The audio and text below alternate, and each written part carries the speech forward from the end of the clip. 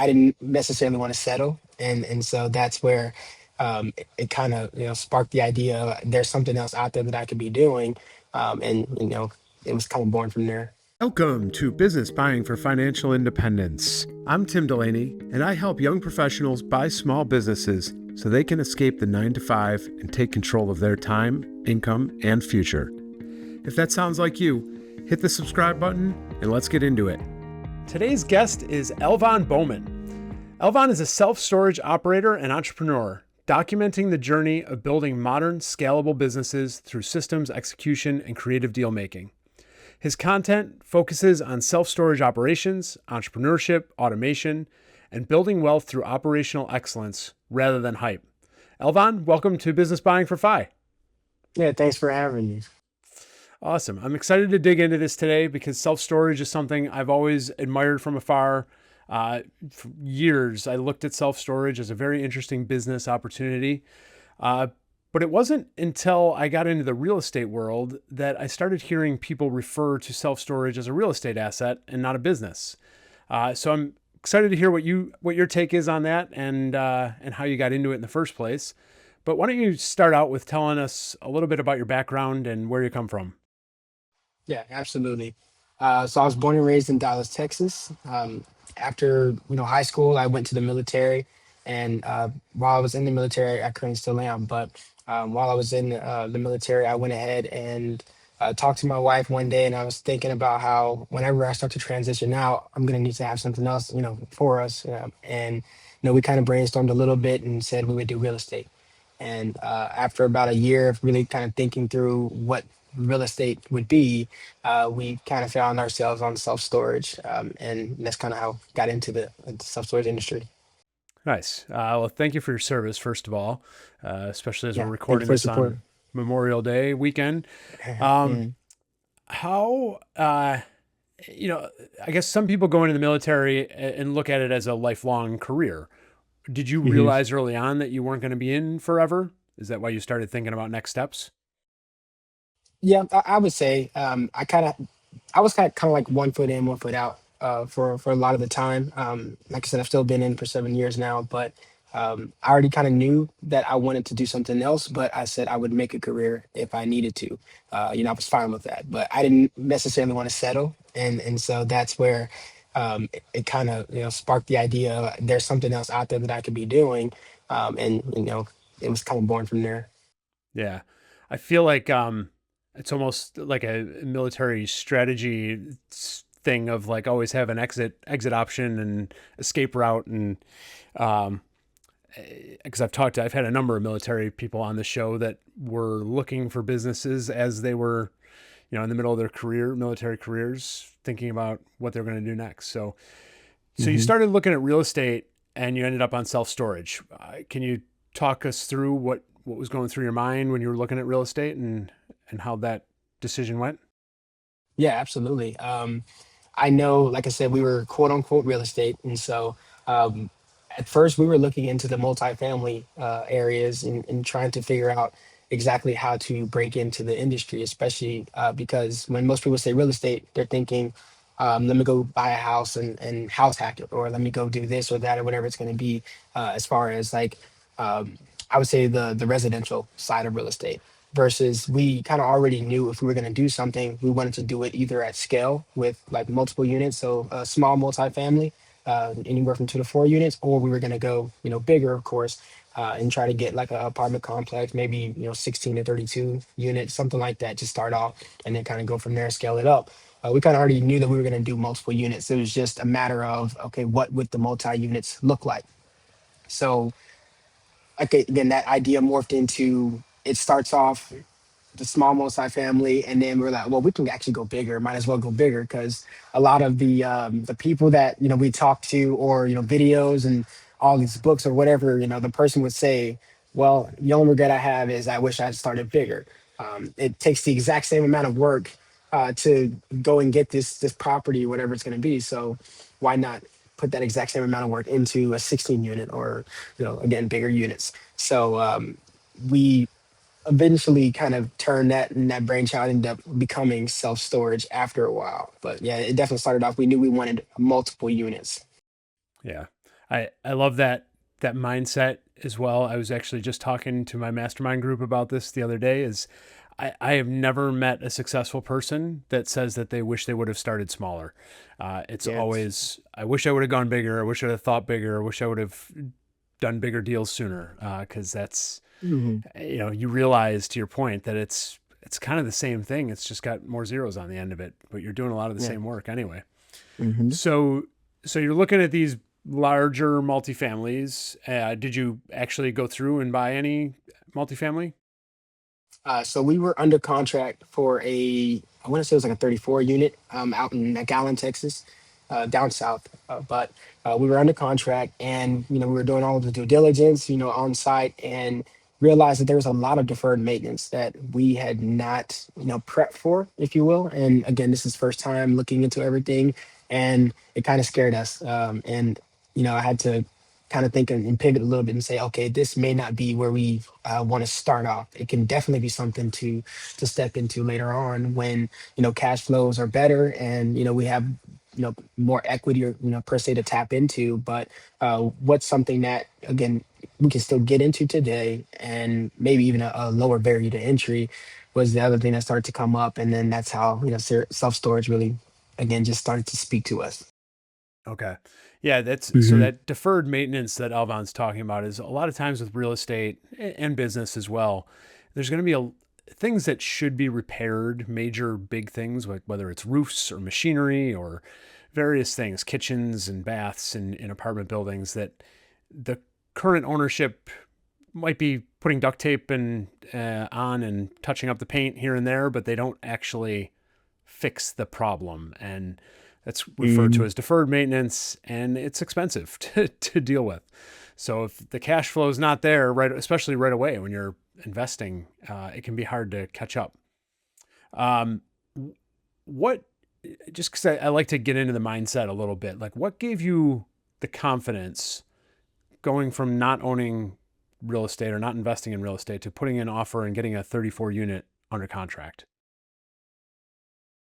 Honestly, when we really decided that this is what we're going to go in and do, uh, we borrowed that confidence from Grant Cardone. If anyone who's watching is familiar, that's where I first kind of came across all of this, and I said, well, if he can do it and he sounds so excited about it, I can do it too.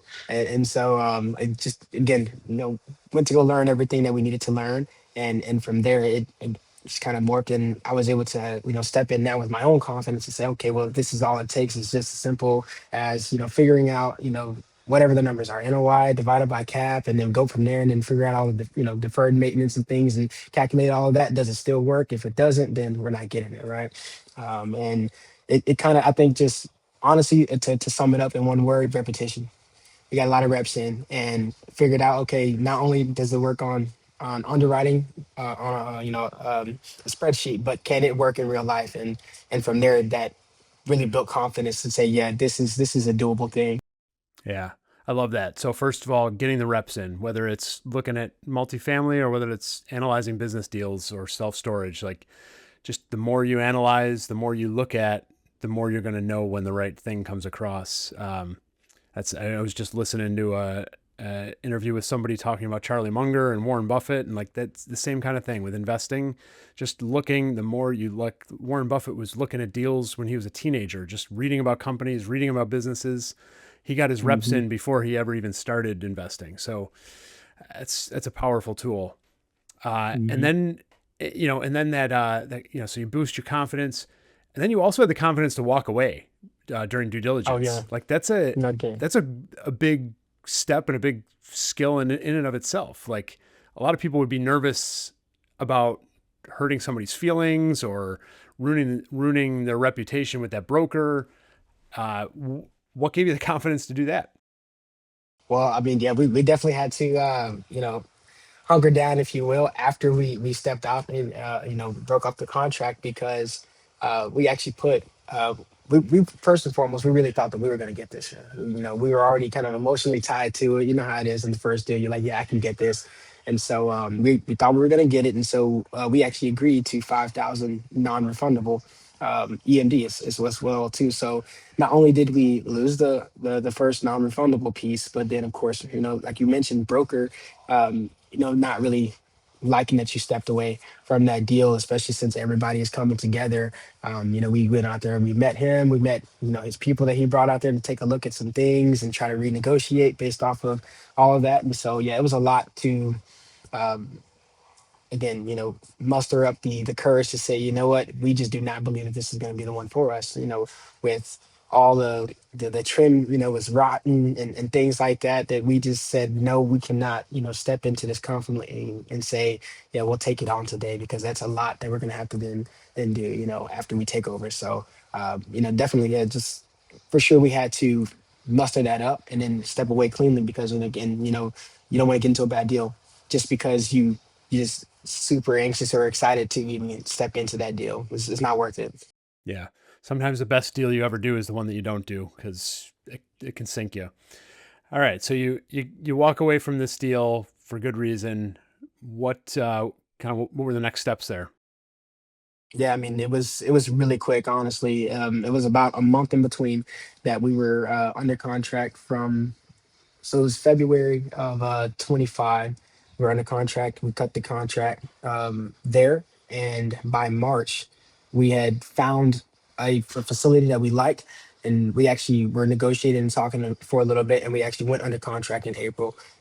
But it was about a month that we found the next deal. So, and that was a self storage facility, by the way. So yeah, it was really quick. Yes, that was it's a good recovery too because some people would go into hiding and rethink their whole life Yeah, yeah, philosophy after a bad deal like that. Uh, absolutely. so good for you to get right back at it. What why the shift to self storage? What did you see in that deal that made you more confident? Honestly, it was so I came across AJ Osborne as I was, reading just a lot of different things, watching a lot of different videos. Again, still about just underwriting in general. And then I came across AJ, and it was a lot of talk about how a lot of these small multifamily are roughly the exact same price that you could buy a small, facility for. And so after I kind of did a little bit more research on that, I was like, well, he's actually right, And so we started looking at some of these because I would already see them on, LoopNet and Crexy. I already see these types of facilities, but I would just kind of pass them by because they're non-climate control, garage door roll up. I'm not really thinking about that. It doesn't even look cute and sexy. It's not like a big box store. But I see a lot of them, so I said, you know what, let me take a look, and pulled them up, and the numbers just started making sense, especially since I already built up the confidence with the repetition of all the multifamily. I was like, I know exactly what I'm looking for in my investment thesis, so just apply that now to a different asset class. And again, just looking through all of these self storage deals, I was like, wow, this actually makes a lot of sense, and it's a lower barrier to entry for sure. So it made a lot more sense for us to step into that. Yeah. Yeah. So what did this deal look like and where was it close proximity to you or somewhere else? Yeah, it was further from us. So, like I said, I'm in Houston, Texas, but this one was in Niceville, Florida, which is just Oh outside wow. of Destin, Florida, if you know Okay. where that's at. So, Yeah. about 10 hour, 8 to 10 hour drive, depending on how fast you're driving. Okay. So what walk us through the steps from the time you saw it online to what did you do first and then what was your first step after seeing it online? Yeah, I mean, we came across it, and by this point, this wasn't even the first deal that I came across for self storage. It would probably been at least the hundredth that I had Okay. come across and underwritten. So when I was starting to underwrite this one, I said, yeah, this is pretty good because I'm already seeing the patterns of what a good deal looks like. And I said, yeah, this is way too good. So the deal again, it's a facility out in Niceville, Florida. It's 196 at the time. We did do some adjustments to it, but 196 units, 650,000 was what we paid. Of course, they were asking 675 at the time. So I mean, again, just it sounded like a killer deal at the time. NOI was pretty low. It was about half of what the market, but the rest of the market. And when we look at all the same comp sizes of facilities and so on and so forth, and the NOI was just really making half of what it realistically could make. So we did a lot of research on it. Probably spent about a couple of days looking through this one. I said, yeah, this is probably the right one. And so we called up the broker, and almost immediately he had answered. We talked to him, and we worked on it for about a week or so, getting that LOI over to him, and then from there it was under contract, and we were kind of moving through it. Wow. Quick. I like it. So NOI, for those that aren't familiar, is net operating income. Mhm. Because this was probably, I don't know, size wise, like medium ish. Was it owner Yeah, yeah, operated at the time? yeah. And Mom and did you? pop, as they like to call it. Yeah. So with it being a mom and pop, was the NOI affected by like kind of discretionary funds that they were using for personal use, or were the Oh, books pretty clean? no, it was definitely not clean. There was a lot of, like you said, discretionary. I mean, the owner, she was using. I remember one of the things that I caught that she was taking some of her funds and putting it towards her apartment or something like that. So, I mean, again, just the books were not clean. It was like just kind of moving across, everywhere. So yeah. Yeah. Okay. And so did the broker try to add some of those back into the NOI, or were you just looking at the NOI as they were on the tax returns? Yeah, well, so on the tax return, I definitely, took tax return for face value, but we plugged in a lot more of the stuff like delinquency, and well, the main thing was delinquency that broker was trying to inflate on the OM, and so we did catch that. I would definitely say we kept the rest of her, other discretionary spend because it was still a part of the deal, and um, her mortgage was a lot lower, of course, so it really didn't necessarily affect the NOI when she took it out. So we did, decide to count that as a part of what the NOI would be, because if she's paid out and you think about, okay, this is still what's coming in, minus the delinquency, of course, this actually still, basically looks exactly like what it's supposed to be. So yeah. Okay. Yeah. So the broker was trying to inflate the revenue by adding in the delinquency, which wasn't actual real cash because the owners Yeah. weren't getting it. So Yeah. so as a new owner, you can't really count on that, phantom revenue that if the tenants aren't paying it or the customers aren't paying prior to you owning the business, they're not going to just magically start paying when you own the business. So you can't really count on Absolutely. that in the early days. Um, hmm so you worked out a deal. You got a little bit under asking price. What in that LOI? What were some of the key points that you laid out? The price, and was the terms in there? Was there any seller financing, or was it bank finance, or how'd you work that? Yeah. So we laid it out pretty much. We would do SBA financing for our first, um, and more into the SBA later. We didn't necessarily do seller financing at the very beginning, but we did have a um, amendment, if you will, came in later where we did need to use some seller financing. But LOI was plainly put that we would use SBA financing with our 10% down, of course. 90% is covered for the loan. Um, it was pretty much for the most part just give us about 30 days or so to do our due diligence, and then from there we close, and at the time, even then, we thought we were going to close in 60 days using SBA, and it was just our first time. We didn't know. So we kind of bootstrapped, if you will, the LOI, thinking that this is what it would look like, and then it did not go to plan for sure. Yeah, yeah. That's the SBA can take a while. Yeah. It took me 7 months, 8 months to close on my wine and liquor store with SBA financing. I hmm mean, there's licensing stuff in there too, but yeah, the SBA takes a while.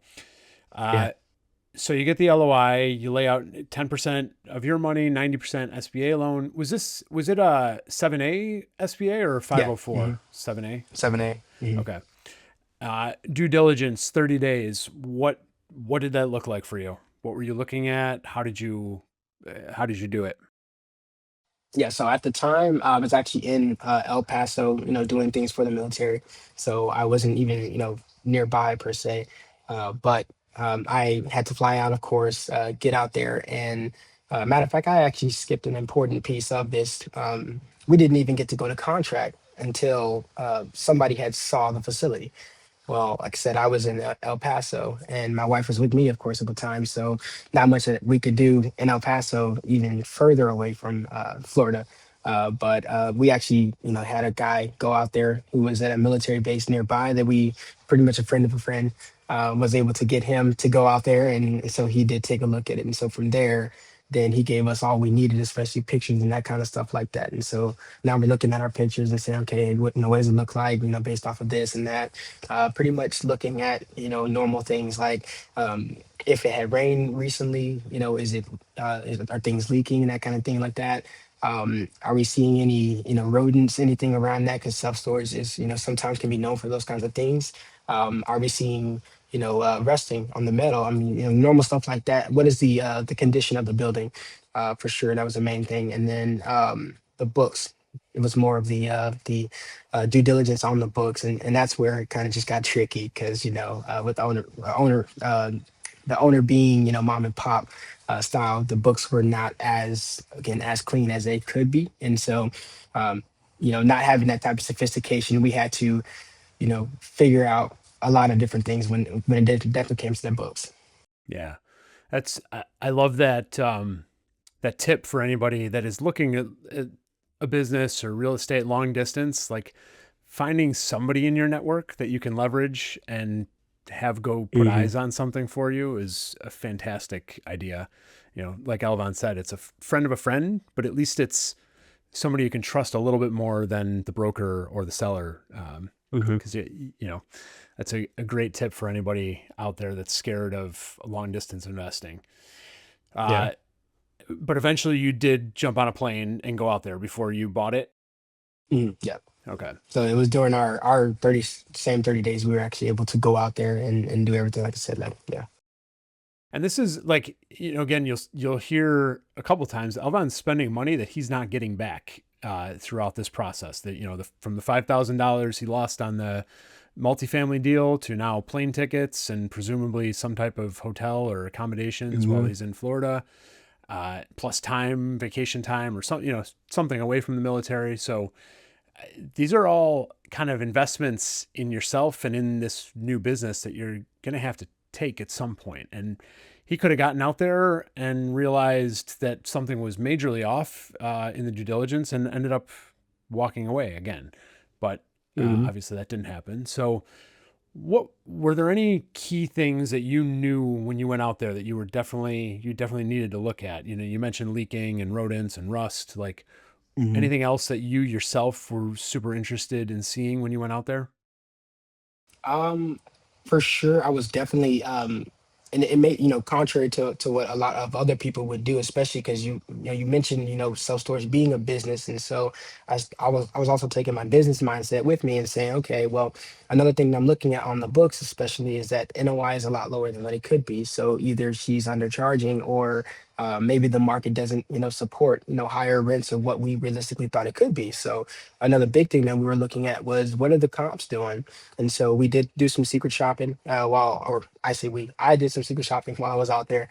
And I went around to other facilities and kind of walked in and had the whole tenant experience and said, hey, can I, move in? How soon can I move in? What's the availability like? That kind of stuff. What units um, are on the top floor, the bottom floor, that kind of stuff. Because some of them are also climate controlled, but we did try to find a lot more of the non-climate. But yeah, we pretty much got the whole today experience to kind of figure out, okay, what are the other facilities doing, and trying to understand what they're like so that we already have a better idea of how we can run, or not necessarily how we can run it, but what can we do differently if it's not already being done, because this is kind of what the market already sees from these other facilities out there. Yeah. And that is why I have always considered self-storage more of a business than real estate is these things like market research, market conditions, and finding ways to increase your offer, to increase your revenue, Hmm. and reduce expenses it makes it a little bit different than just a straight real estate play.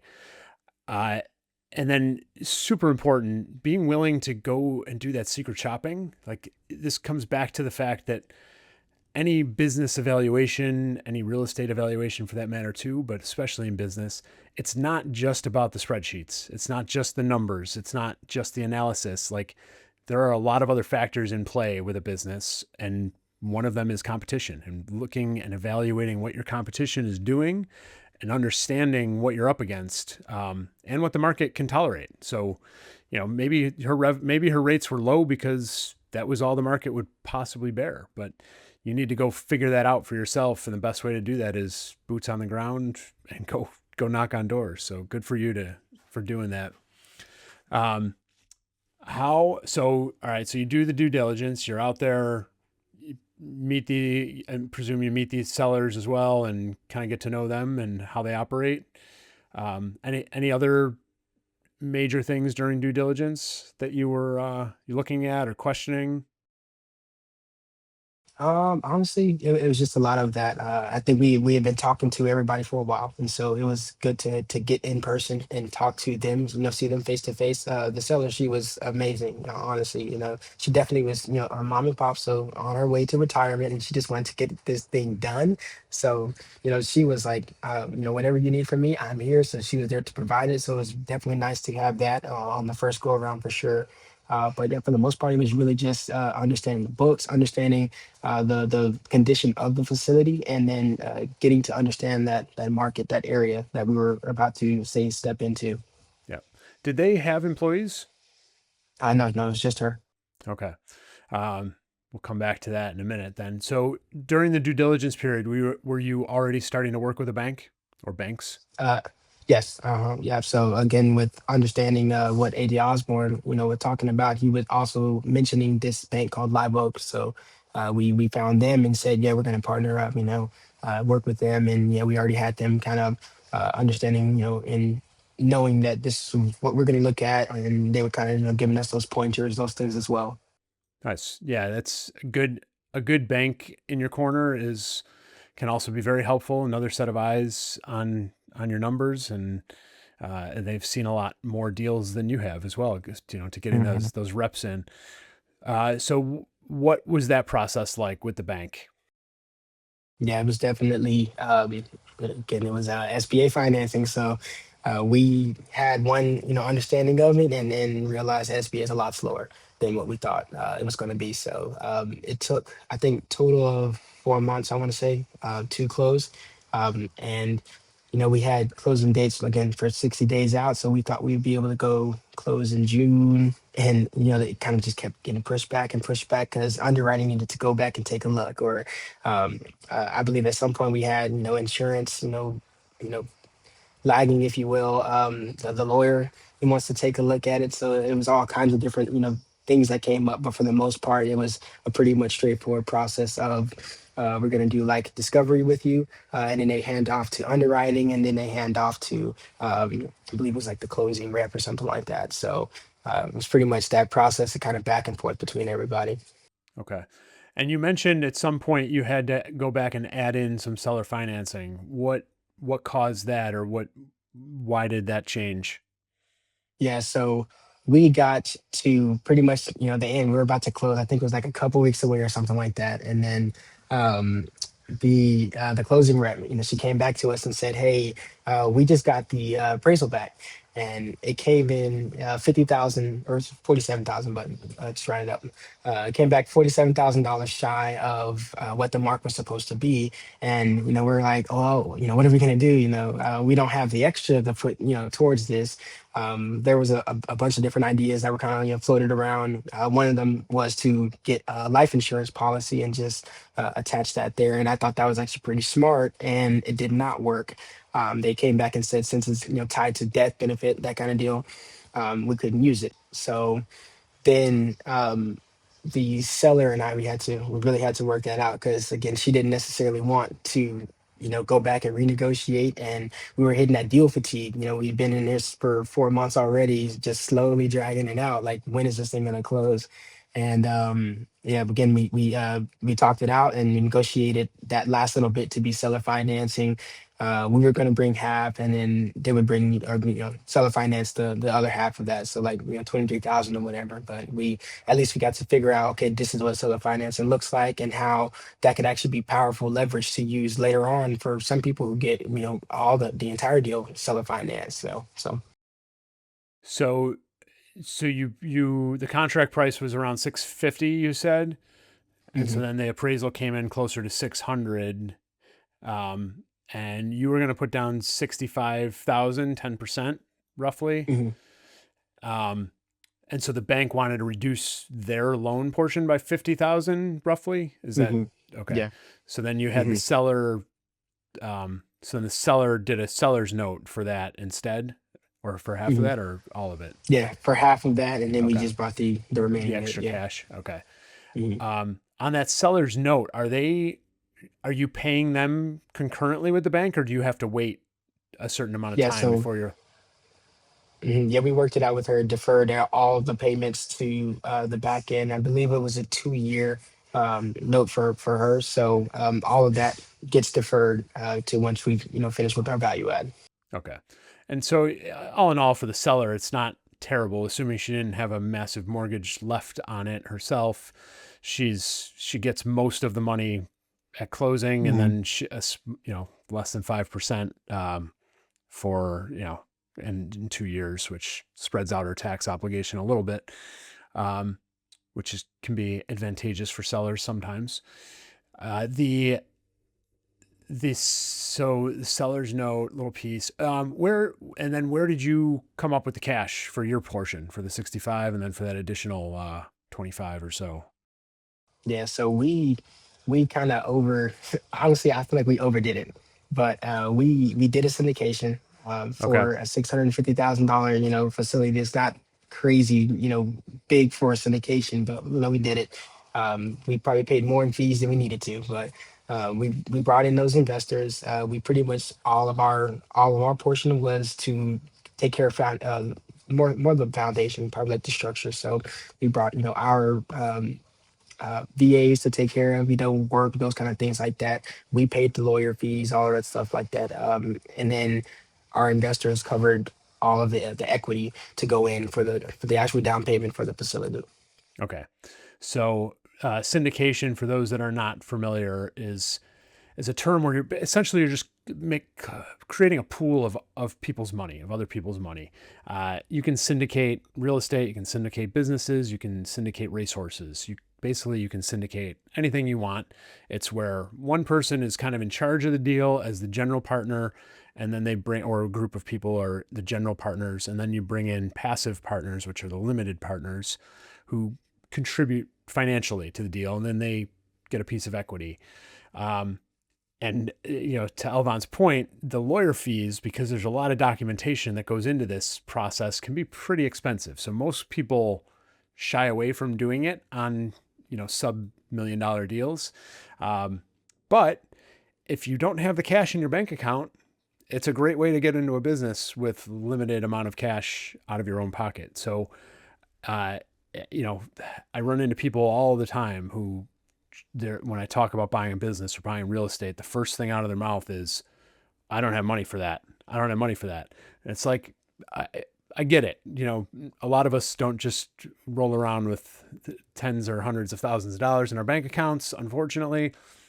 But you didn't let that stop you. You No, figured out a not at way. all. That's awesome. Yeah. Hmm. So I guess, where did you first hear about that process or that solution to not having the cash? Was that from AJ as well? No, it was actually, I'm trying to remember exactly where I heard supplication, but it was a lot of people just saying other people's money, go borrow their money. And so I said, well, I mean, I guess it could be like something like JV, but it didn't really seem, I had to get more of an understanding. So after all these people saying this again, OPM, I went ahead and figured out, okay, what's the best way to structure it where, again, I feel like a lot of people, may want to have all of nothing versus some of a little a big pot, if you will.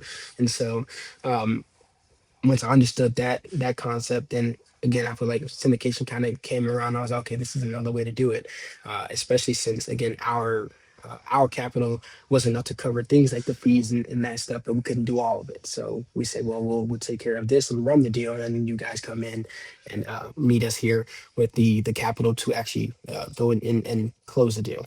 Yeah. Um, and that's a great way to do it when you don't have enough capital yourself. It's, other ways include, getting all the seller financing, which the SBA doesn't really like anymore anyway, but you could go 100% seller financing, but even then you still need some cash and you ideally some working capital as well after you close. You could do the other thing you mentioned there was joint venture. So a joint venture is when you partner with people, less legal paperwork, but everybody in the joint venture needs to be active in the deal, in the operation of the business. So you didn't necessarily want a bunch of active partners. I'm guessing. Okay. Yeah. That and again, they didn't really understand really what we're trying to do, and so it's like really trying to work with that many active people and say, okay, let's get a meeting together. Everybody needs to understand this is what's going on. You do this, I do that, that kind of stuff, Yeah. and that's where it just gets messy. So Yeah. Yeah. Exactly. So when in a syndication, Elvon controls the whole deal. He's in charge of operating the deal. The other people are just silent partners in the true sense of the word. They can voice their opinion. He can go to them for advice if he wants, but they don't get to vote necessarily and say, "Hey, let's raise the rates tomorrow," or "Let's fire that person." That's all Elvon's responsibility as the general partner. My friend Bethany was on episode 44. She's a SEC attorney who runs a lot of these syndications, but she's also has a syndication herself to buy a motel or hotel down in Belize. But it's and then actually just recently at episode 48, another military guy was talking about syndications and the same thing you mentioned with that small piece of a big pie is better than having the whole pie, but it being a little bite-sized thing that you don't get anything out of anyway. So I like that mentality. I love that you were willing and able to pull this off for your first deal and for a deal that most investors would say, "Oh, that doesn't make sense." But to your point, you did the reps, you saw enough deals, you knew that this one would work. Any tips and tricks for finding investors that were willing to go in on this with you? yeah, I mean, the first place that we looked was the people around us. Like they always say, go talk to friends, family, those kinds of things like that. A lot of our investors, or actually all of our investors, are people that I worked with. So that was the first place that I thought to look. I did talk to family. Nothing against the family, but most of them told me no.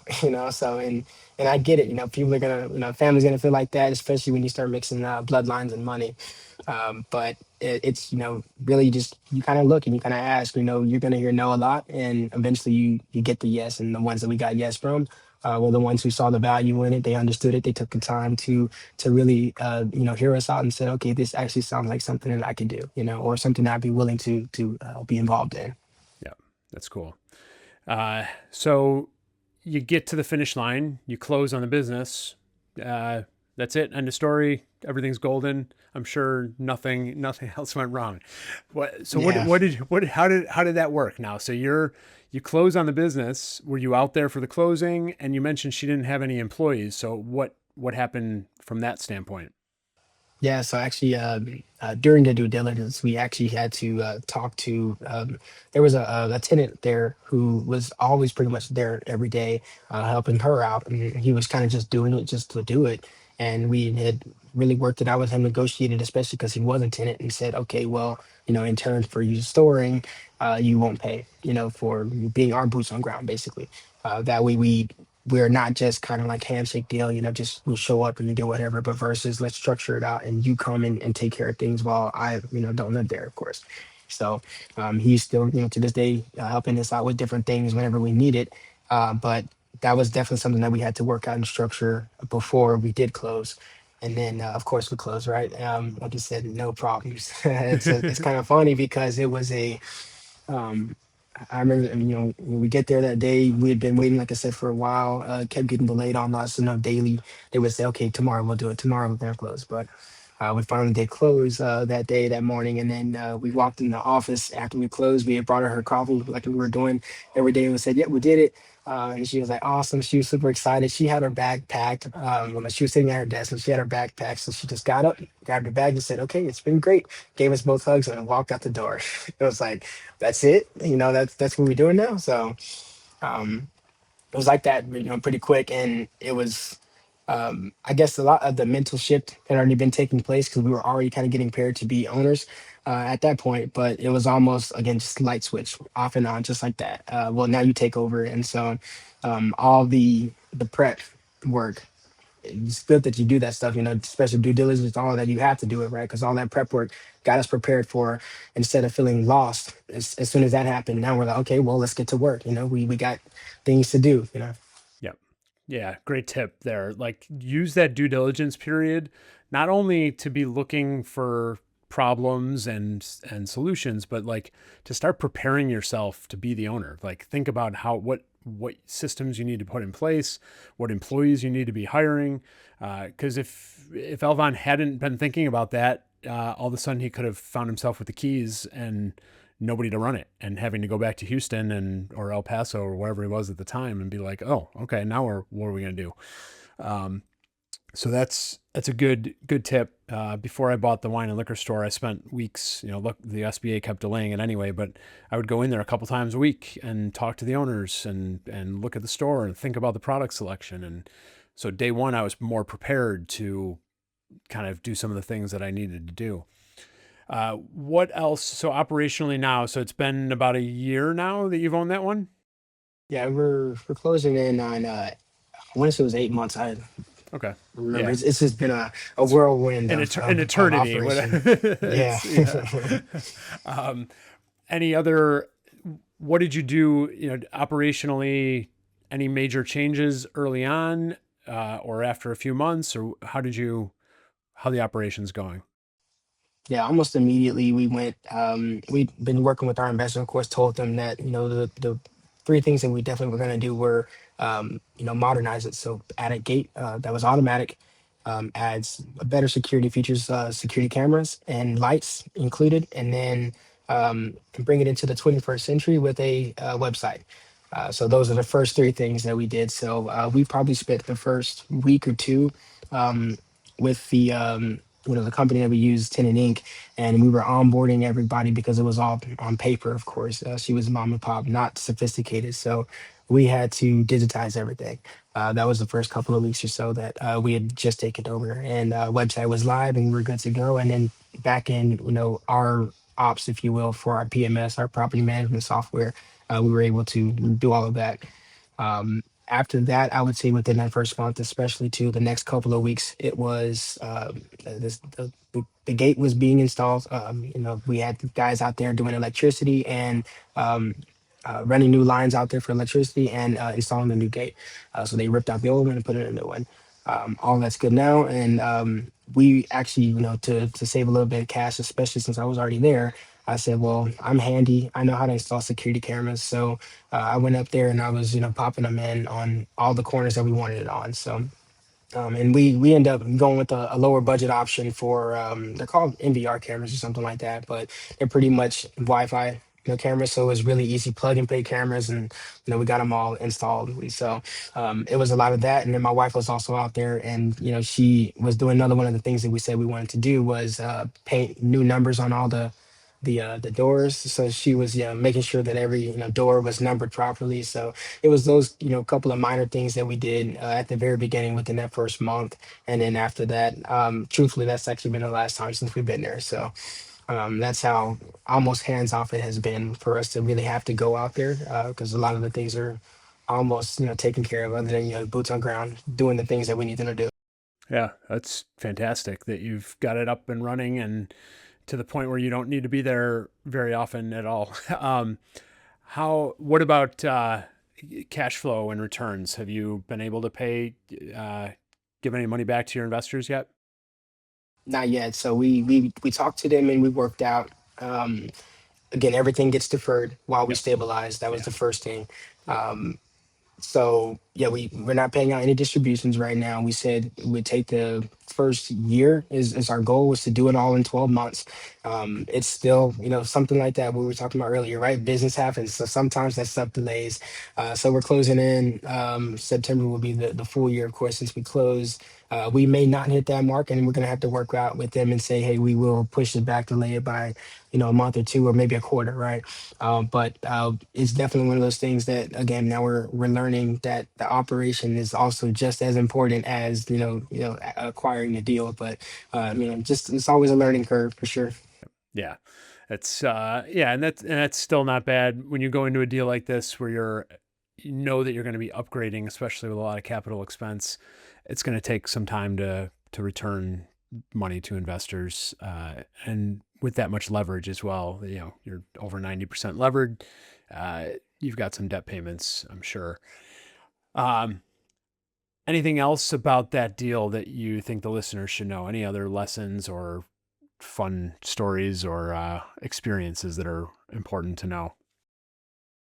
Honestly, I mean, the biggest thing out of everything is for sure, if there's anybody out there that wants to get into it, for sure, just go out there and do it.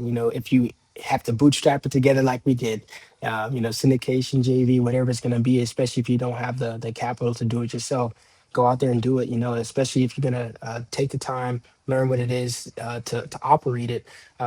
Take the rest of that, the money, if you will, all of that will come together. And because if you find a good deal, it'll work, right? But yeah, just get out there and do it. Don't be too afraid to get your hands dirty if you need to. Put up some cameras, that kind of stuff. Don't be afraid to do that. But it's definitely it's taught me a lot, and so I wouldn't trade that for the world. Yeah, I couldn't agree with that advice more. Just get out there, start analyzing deals, start looking at them. The more you look at, the more you'll feel comfortable and confident when you do find the right one. And that comfort and confidence will carry over to when you talk to other people about investing with you as well, because you'll feel like you know what you're talking about and you're comfortable doing it. You're what about future deals? Are you actively looking for more self storage or for another asset class, or what are you into now?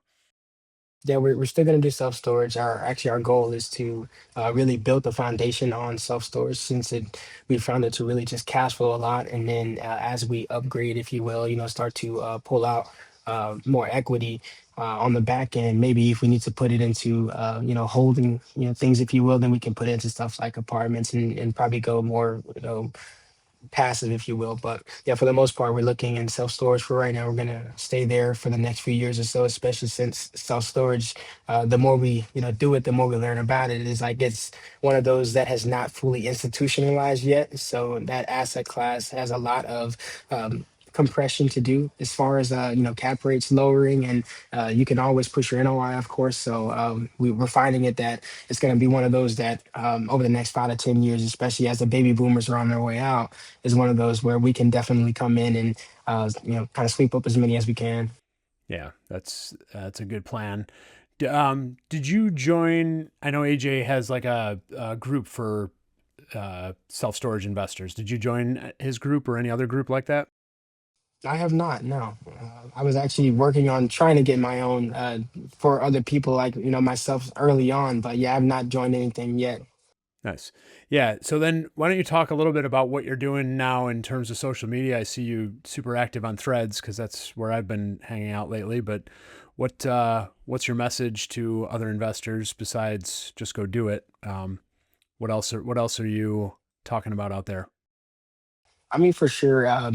One of the bigger messages is for sure is go to do, but I would definitely say don't be afraid to start for sure. And another one, especially on threads that you'll probably see every now and then, and I'm pushing it out there, is that be careful. These like the beginner mistakes that I could have easily, fell into these traps, but I was looking, around. And I was looking at these things, so don't make these mistakes, right? Stuff like overinflated occupancy. That's not a true thing, right?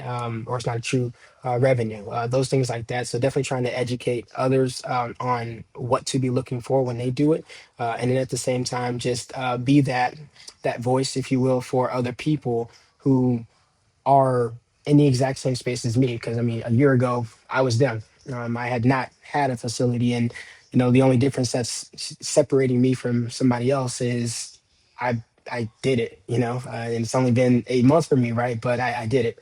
So just kind of getting people, if you will, just to understand you can go out there and do it too. Don't be afraid, for anything like that. Just go make it happen. Yeah, that's great advice. I definitely second that. Just go try, go do something, especially if you're younger, but even if you're older, it's worth the chance to take a step for yourself and build a life of financial freedom that can be quite amazing. And the earlier you start, the better off you'll be, because those assets will just keep appreciating, especially if you're operating them well. And you'll be able to turn that into more cash in the future for future investments, or go travel the world, whatever you want to do with it. So, Yeah, absolutely. Yeah. um, where can people find you? I mentioned Threads, but is there anywhere else that you like to connect with people? Yeah, I mean, everywhere that I'm on, Twitter, Instagram, Facebook, all of it is always going to be EB _ the investor. All right, I will put those links in the show notes. Elvon, really appreciate you being here today and sharing that story of self storage. Like, it's incredible, I think, for a lot of people to hear, because, like I said, I run into this all the time with people like, I can't go buy a business. I don't have any money. I don't, I don't know what I'm doing. I don't know what to look at. It's like, well, just start looking. And the more you look, the more you'll figure it out. And once you figure it out, you'll figure out where to find the money. So, Elvon's story is a fantastic example of that. Really appreciate you. Thanks for being here. And to everybody else out there, thanks for listening. If you have a minute, if you're interested in making an investment, you're interested in learning about yourself as an investor, I have a new tool on my website called the Buyer's Profile. Series of questions will give you a kind of where you stand as a investor or potential investor, to help kind of frame your mindset into your next steps. So go check that out. It's at powerofbiz.com/buyers profile. Elvon, thank you, and see everybody later. All right, Cheers. take care. Thanks for listening to Business Buying for Financial Independence. If you're serious about owning your time and building long-term wealth, make sure to subscribe so you don't miss the next episode.